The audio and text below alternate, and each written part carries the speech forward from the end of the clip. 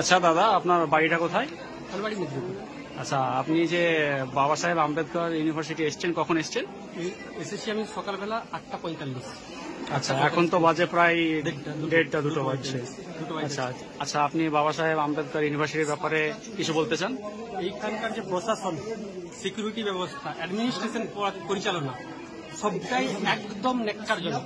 ধিক্কার জানাই এরকম প্রশাসন ব্যবস্থা এবং সিকিউরিটি ব্যবস্থা থেকে শুরু করে যে রাজ্যে বিভিন্ন প্রান্ত থেকে বিএড করা ডিগ্রিধারী ছেলেমেয়েরা আসছে এইখানে তাদের প্রফেশনাল সার্টিফিকেট আনতে। সেটা অনলাইন এনসিটি কেন করছে না জানি না, বা এনসিটির রুল কি আছে তা জানি না, কিন্তু এনসিটি কেন করছে না বা ইউনিভার্সিটি কেন করছে না, সবকিছু অনলাইনে। পেমেন্ট করতে হচ্ছে অনলাইনে, ফর্ম নিতে হচ্ছে, এসে হাতে 10 টাকার বিনিময়ে ফর্ম নিতে হচ্ছে। এই জায়গাগুলো কোথাও না কোথাও এনসিটির মনে হয় গুরুত্ব দিয়ে দেখা উচিত বা প্রয়োজন রয়েছে। এই ইউনিভার্সিটি চ্যান্সেলর থেকে রেজিস্ট্রার থেকে শুরু করে মাইগ্রেশনের ক্ষেত্রেও দেখেছি চরম হেনস্থা।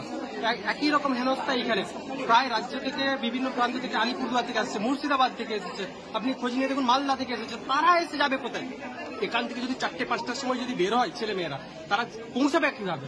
সেই ব্যবস্থায় তারপরে এবারে এখন মেদিনীপুর রুট যদি দেখেন, খড়গপুর ডিভিশনে যদি দেখেন, তাহলে অনেক 119 খানা ট্রেন বাতিল রয়েছে।